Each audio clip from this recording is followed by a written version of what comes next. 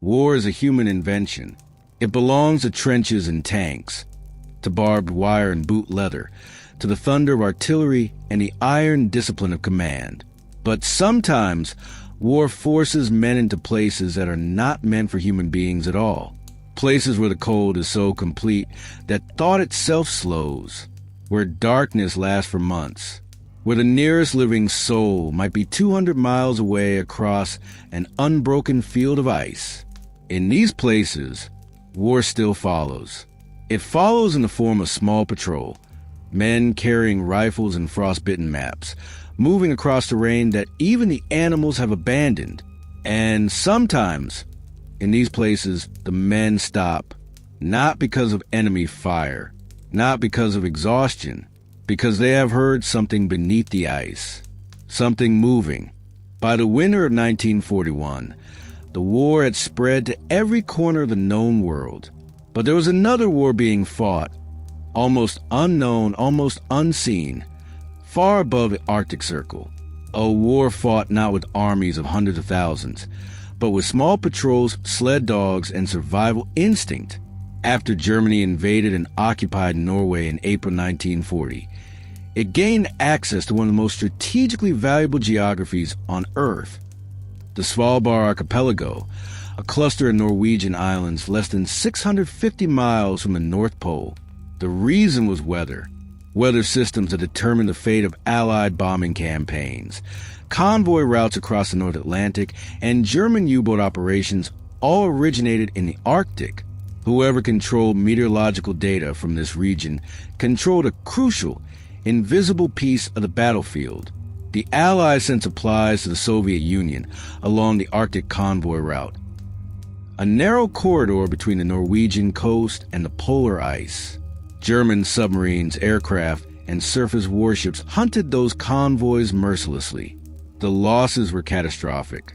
To fight back, both sides deployed small teams of soldiers, meteorologists, commandos, hunters, to the most desolate places on Earth. Germany established secret stations codenamed Nussbaum and Haudegen.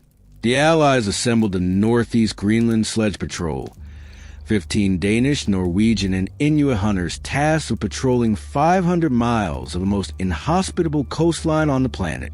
These were the men of the Arctic Theater, small in number, vast in territory, perpetually isolated. And it was among men like these, patrolling frozen shores in polar darkness, that the strangest accounts began to emerge. November 1942, the island of Spitsbergen, Svalbard's largest landmass, a small Allied outpost for Norwegian soldiers tasked with weather observation and perimeter watch, had been stationed near Longyearbyen after German forces were temporarily expelled. Their orders: hold the station, transmit weather data, wait for resupply. What they did not expect was to spend much of their time listening. Private Amund Eriksson, later interviewed by a Norwegian military correspondent in 1947, described those early winter weeks in his own words. The polar night came in early November. By the second week, we had no sun, not even a suggestion of it on the horizon. We ran our watches in 4-hour shifts. The cold pressed in from every side like something physical. On the third week of November, I was alone on watch. The wind had dropped, which was unusual. When the wind drops in Svalbard, everything becomes perfectly, terribly quiet. I was standing near the window when I heard it, from the direction of the fjord.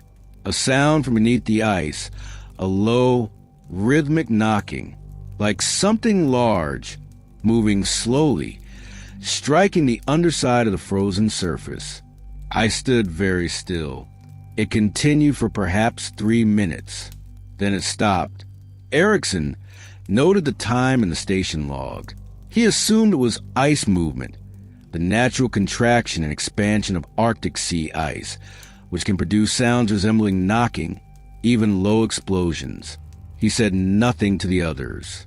3 nights later, he heard it again, the 15th of November, 1942. Corporal Lars Halvorsen led a 4-man reconnaissance patrol along the southern edge of Fjorden, the great fjord cutting into Spitsbergen's western coast. A routine sweep. Check 2 abandoned hunting huts. Look for German activity. Return before morning. They moved in silence. Not mere discipline. Something deeper. The cold enforces silence. Sound travels strangely in extreme cold. Whispers carry. Familiar noises become unfamiliar. The men had learned this. The patrol was 2 kilometers from a nearer hut when Halvorsen raised his fist. Stop! The 4 men froze. The silence was absolute. No wind. No animal call. The kind of silence that is not peaceful, but waiting, and then Halvorsen heard it. From below. From beneath the ice on which they stood. Not the random creak of contracting ice or the distant crack of a calving glacier. This was slower, measured, a rhythmic, hollow impact. Something moving beneath the frozen surface, striking upward at intervals of 4 to 5 seconds. Private Tor Midtbo whispered, "What is that?" No one answered. The 4 soldiers stood without moving for what Halvorsen estimated was between 4 and 8 minutes. The sound continued. Steady, patient. Its direction seemed to shift slightly, as though the source was moving beneath them. Then, without warning, complete silence. Halvorsen ordered the patrol to back away slowly. They did not run. They moved with the deliberate pace of men trained not to panic, who were, nonetheless, afraid. In his patrol report, filed the following morning, Corporal Halvorsen wrote one sentence about the incident. At approximately 0230 hours, the patrol halted due to unidentified sounds emanating from beneath the ice surface of Fjorden. Sounds were rhythmic and of unknown origin. No further incident. No further incident. The language of military restraint.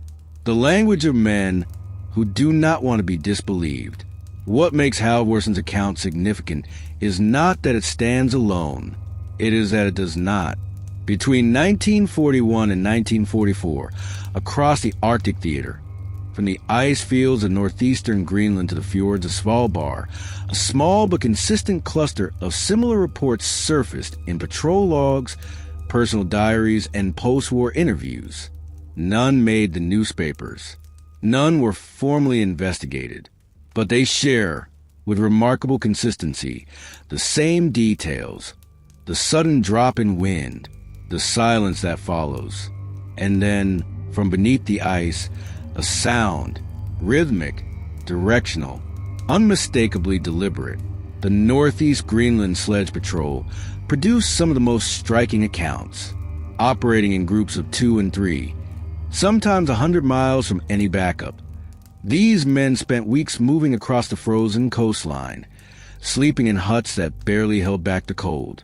A journal kept by Danish patrolman Christopher Brun, later archived with the Danish Arctic Institute, contains a brief but unsettling entry from the winter of 1942. The dogs would not move.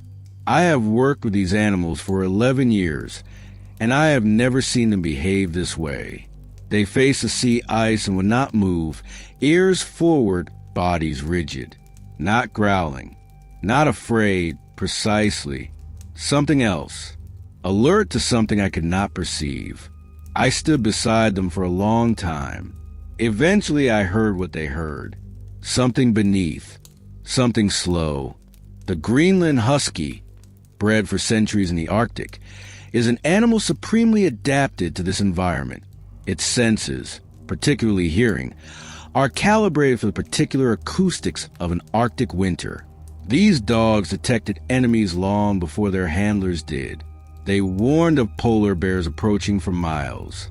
When they stopped and stood in rigid, focused attention towards something beneath the ice, the patrolman had learned to pay attention. A parallel account came from the other side of the conflict. In the post-war memoir of Dr. Wilhelm Dege, commander of Operation Haudegen, the German weather station on Nordosslandet, He noted briefly that 2 of his men returned from a routine equipment check in the winter of 1944 visibly shaken. They reported a sound beneath the sea ice of Ridgefjorden that they could not explain. One of those men refused all further night patrols alone after that date. A hardened German scientist and soldier, refusing to walk alone at night. Let us be precise about this. The Arctic does not conform to human expectations of silence. Sea ice, the frozen surface of an ocean, not a lake, is constantly moving. It shifts under the influence of tides, currents, and temperature. The sounds it produces are extraordinary. Scientists studying Arctic ice acoustics have recorded everything from deep basso groans to sharp gunshot cracks to rhythmic knocking, caused by pressure ridges forming or dissolving beneath the surface. This is the most rational explanation. Ice noise. But the men who filed these reports were not ignorant of ice noise. Halvorsen had served in Arctic Norway for 2 years. Brun had worked with sled dogs on Greenland for over a decade. Dege's men had lived on a frozen island for months. These were experienced Arctic observers. They were saying this was different. Modern oceanography offers another possibility: the movement and vocalization of large marine mammals beneath the ice. Bowhead whales, one of the only whale species adapted to pack ice, produce calls of extraordinary complexity that travel vast distances through both water and ice. They navigate beneath the surface using call and echo. In shallow coastal waters, their movement can produce impact-like sounds against the underside of a frozen layer. In fact, World War II military sonar operators frequently logged strange acoustic signatures in Arctic waters that could not be attributed to enemy submarines, and were later reclassified as biological in origin. But there is a third interpretation, one that no official record would touch. The Inuit peoples of Greenland had lived alongside Arctic sea ice for thousands of years. Their relationship with its sounds was not merely practical. It was deeply interpretive. In their tradition, the knocking and groaning of the frozen sea was understood as communication, not always from the natural world, sometimes from what lay beneath or beyond it. After one such incident, a Danish patrolman asked his Inuit colleague what he believed had made the sound. The man answered in a single word: listening. Not something is listening, just the act itself. Listening. Let us be precise about this. The Arctic does not conform to human expectations of silence. Sea ice, the frozen surface of an ocean, not a lake, is constantly moving. It shifts under the influence of tides, currents, and temperature. The sounds it produces are extraordinary. Scientists studying Arctic ice acoustics have recorded everything from deep basso groans to sharp gunshot cracks to rhythmic knocking, caused by pressure ridges forming or dissolving beneath the surface. This is the most rational explanation: ice noise. But the men who filed these reports were not ignorant of ice noise. Halvorsen had served in Arctic Norway for 2 years. Brun had worked with sled dogs on Greenland for over a decade. Dege's men had lived on a frozen island for months. These were experienced Arctic observers. They were saying this was different. Modern oceanography offers another possibility: the movement and vocalization of large marine mammals beneath the ice. Bowhead whales, one of the only whale species adapted to pack ice, produce calls of extraordinary complexity that travel vast distances through both water and ice. They navigate beneath the surface using call and echo. In shallow coastal waters, their movement can produce impact-like sounds against the underside of a frozen layer. In fact, World War II military sonar operators frequently logged strange acoustic signatures in Arctic waters that could not be attributed to enemy submarines, and were later reclassified as biological in origin. But there is a third interpretation, one that no official record would touch. The Inuit peoples of Greenland had lived alongside Arctic sea ice for thousands of years. Their relationship with its sounds was not merely practical. It was deeply interpretive. In their tradition, the knocking and groaning of the frozen sea was understood as communication, not always from the natural world, sometimes from what lay beneath or beyond it. After one such incident, a Danish patrolman asked his Inuit colleague what he believed had made the sound. The man answered in a single word: listening. Not something is listening, just the act itself. Listening. March 11, 1943. 3 members of the Greenland Sledge Patrol, Eli Knudsen, Marius Jensen, and a third colleague, were conducting a routine sweep near Sabine Island when they made a discovery that would trigger the only direct military engagement of the Greenland campaign. They found footprints, human footprints, made by boots with heels, the kind no Inuit hunter or Danish patrolman would wear in these conditions. The realization came immediately. A hidden German weather station, codenamed Hozog, had been established nearby at Hansa Bay. 19 German soldiers and scientists have been living and operating a few miles from where these patrolmen now stood. What followed has been well documented. A dramatic pursuit across the ice, the death of patrolman Eli Knudsen, a desperate march to safety. The surviving men reached their base and raised the alarm. It became the defining combat episode of the entire Greenland campaign. But there is a less documented portion of this story. In the days after, as the surviving patrolmen waited at Eskimos for reinforcements, one of them wrote in his diary about a moment that occurred during his desperate flight across the ice. I was crossing a wide stretch of sea ice, trying to move east to find the coast. The Germans were behind me. I did not know how far. The wind died. I stopped to listen for pursuers. And then I heard it again, the same sound I'd heard twice before in 2 years of patrolling here, coming from beneath my feet. Slow, regular, like a knocking on a very large door. I stood on that ice for what felt like a long time, listening to something that should not have been able to make that sound. I was very frightened, not of the Germans, of the sound. The entry does not describe what happened next. The diary simply moves on practical details of his escape, direction taken, distance to the coast, temperature. He was a practical man, surviving a practical crisis. But he had taken the time, while fleeing through the Arctic night with enemy soldier behind him, to write down what he heard. That alone says something. Operation Haudegen, the last German military presence in the Arctic, surrendered on the 4th of September, 1945.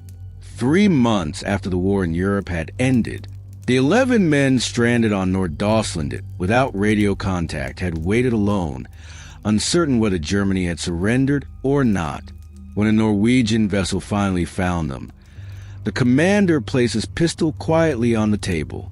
The sledge patrol returned to civilian life, with almost no public recognition. Their war was too small, too remote, too strange to fit comfortably into the grand narrative of the Second World War. The patrol logs and personal diaries have been archived, cataloged, studied. The historical picture of the Arctic theater is broadly understood. What remains unexplained are the sounds. Rhythmic, patient, deliberate, reported across multiple years, multiple locations, by multiple individuals who had no contact with one another, and who were, by any measure, competent observers of their environment. Modern science offers the most credible framework. Ice dynamics, biological sources, the unusual behavior of sound in extreme cold. These phenomena are real. They are not to be dismissed, but they do not fully account for the consistency of the reports. They do not explain why the sled dogs, animals bred and adapted for this precise environment, responded the way they did, and they do not explain why a man fleeing for his life stopped on the open ice to listen, and found himself more afraid of what was beneath him than of the soldiers behind him. The Arctic is a world that operates on timescales beyond human comprehension. The ice those soldiers walked on had been forming and dissolving for thousands of years before any human being set foot on it. The sounds it carries are old. The things that move beneath it have been moving there far longer than any war. Perhaps those men had simply wandered at the edges of a global catastrophe into a conversation that had nothing to do with them. The ice speaking in a language it has always spoken. The creatures beneath moving as they have always moved. And perhaps the soldiers, exhausted, isolated in some of the most remote places on Earth, had simply grown quiet enough to hear for the first time. Or perhaps not. The patrol logs are closed now. The men are gone. The stations are ruins, scattered metal and ceramic across the tundra, preserved by law and by cold. The ice remains. And somewhere beneath it, if the accounts of those soldiers are to be believed, something still moves, patient, rhythmic, as though it has always been there, as though it is still waiting to be heard. If you made it to the end, thank you. This is one of those stories I did not expect to find. The more I read, the more I kept stopping at these quiet, troubling entries in the patrol logs, men noting something unusual, then moving on as soldiers do. I do not know what they heard. I am not certain anyone does. If this story stayed with you, subscribe. They're more like it buried in the archives of the Second World War. Remote theaters, strange encounters, and extraordinary men doing extraordinary things in places that seem almost impossible. Drop a comment below. What do you think those soldiers heard beneath the ice?